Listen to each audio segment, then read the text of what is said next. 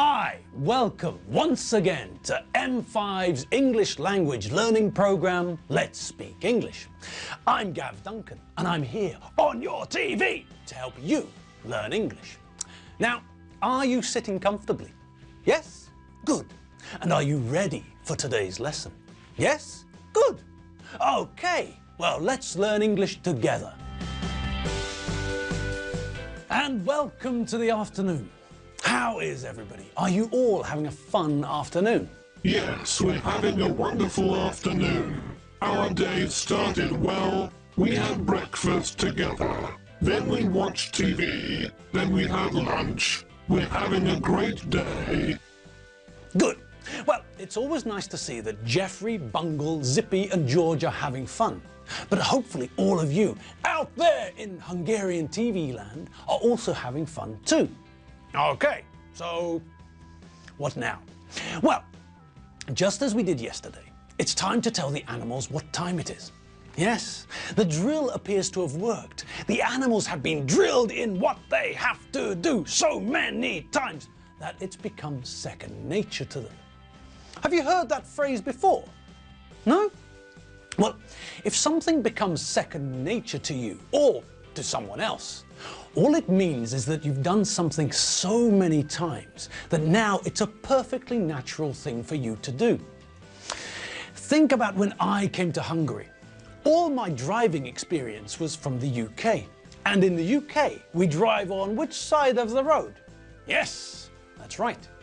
In the UK, people drive their cars on the left of the road. But in Europe, people drive on the right. So when I came to Hungary, it was a little bit strange for me. It wasn't normal for me to drive on the other side of the road.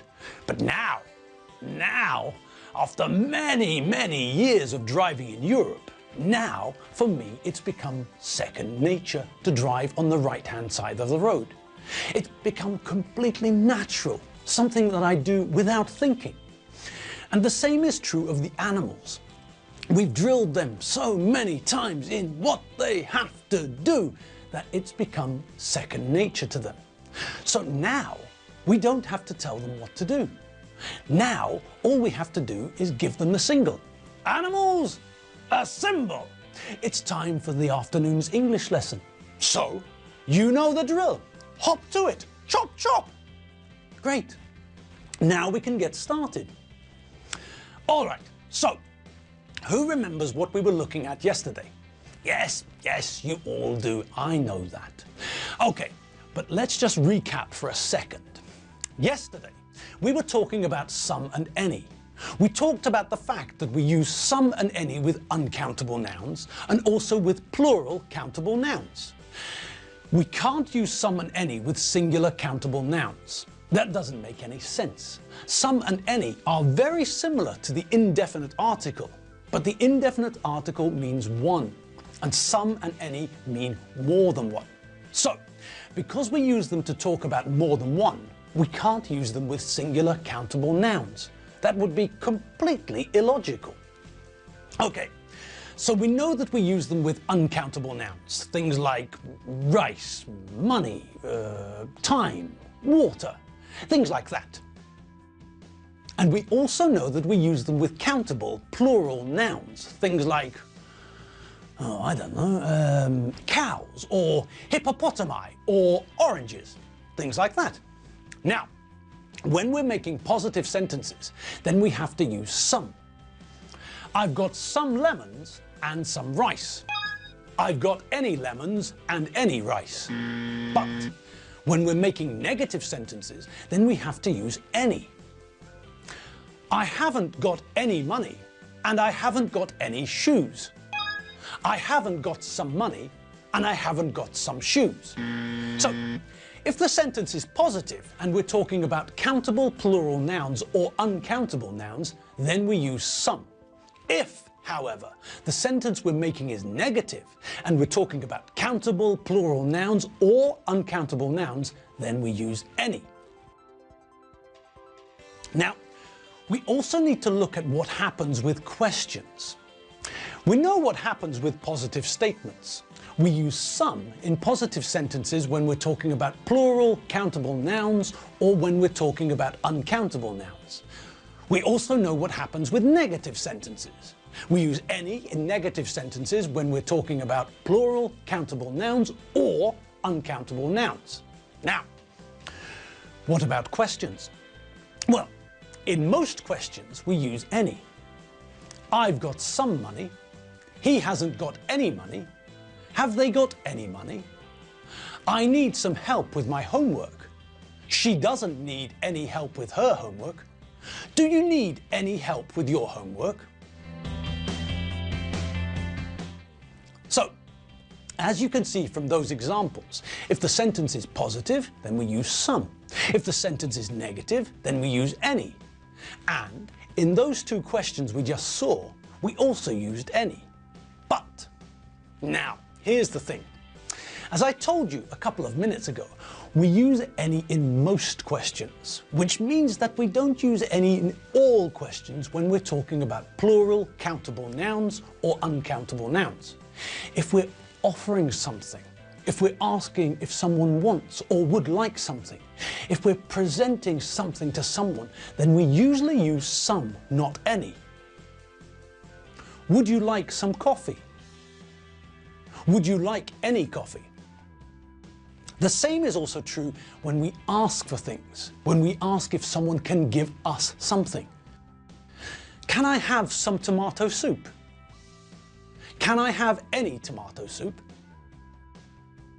Now, okay, some of you are probably thinking, yeah, but what about the question, do you want any beer? Well, in that question, we're using any because it's a normal question. It's not really the same sort of question when we're offering or presenting something to someone. If we're standing with a tray of drinks and we ask someone, would you like some beer? Then in this case, we're offering something, a drink, some beer from the tray we're holding. In the second question, it's more an idea of, I'm going to the supermarket, is there anything that you need? So it's a standard question, so we use any. This means that when we see the question, do you want any beer?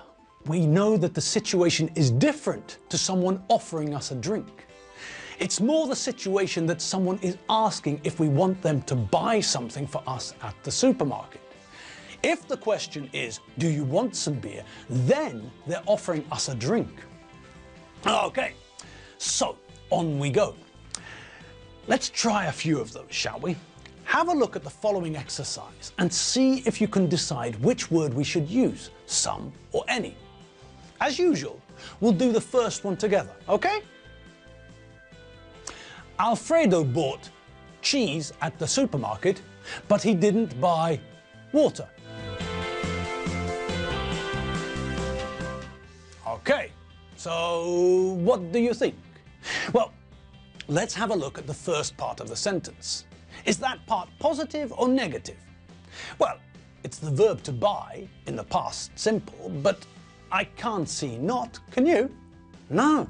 So that tells us that this part of the sentence is positive. Okay, so positive. And we're talking about cheese, which is uncountable. So that means that Alfredo bought some cheese. It's positive and we're using an uncountable noun, some. Good. Now, what about the next part of the sentence? What can we see there? Aha, yes, there. Lurking at the end of the past tense of the verb to do. It's not, isn't it? Yes, this part of the sentence is negative, isn't it?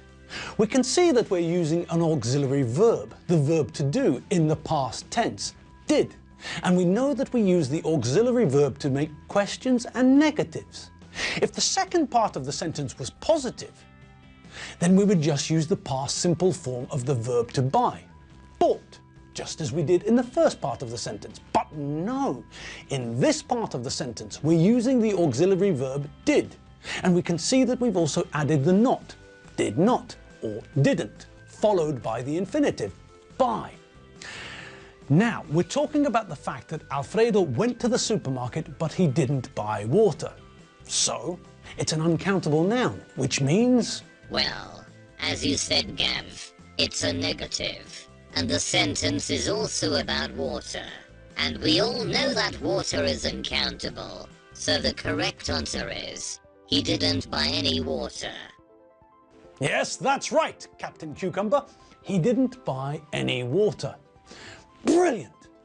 So, you all get the idea. Now, in the next few questions, I'd like you to do the same. Look at the sentence and decide which word we need to complete the sentence. On your marks, get set, go! I need to wash my hair. It smells like a homeless dinosaur's armpit. Is there shampoo?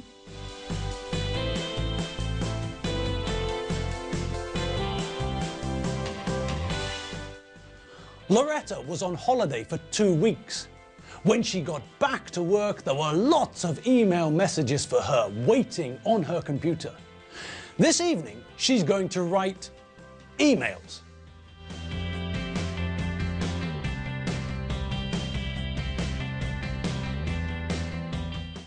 Ben says remote-controlled Jeep isn't working. I don't think there are batteries in it.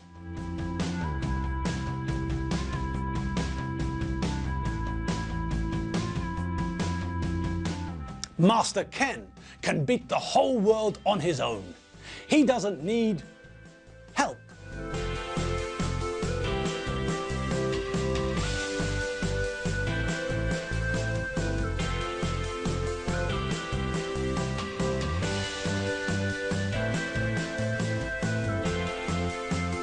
I went to London to buy new Geoffrey West shoes, but the shop didn't have shoes in my size.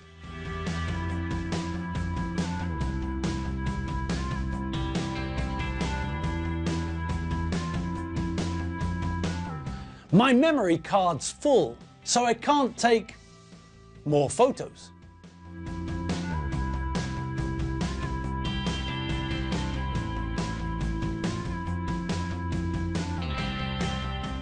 This evening, I'm going to the pub with friends of mine.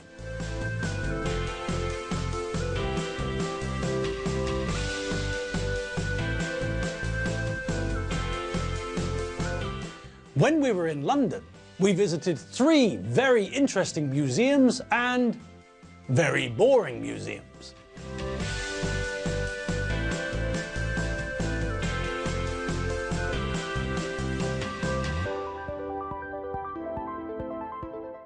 I'd like to buy my friends drinks in the pub, but I left my wallet in my other jacket.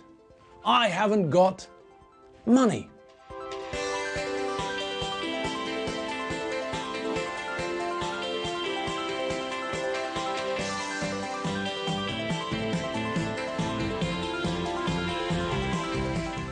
All right, fantastic.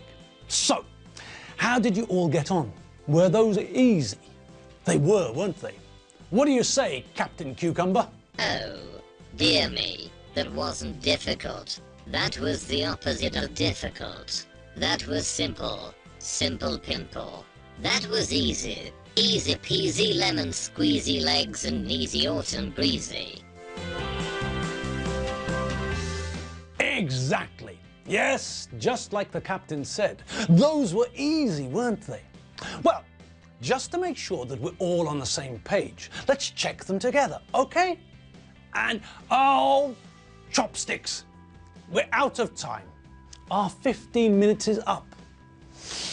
Oh well, you know what the French say, no eyebrows, no problem.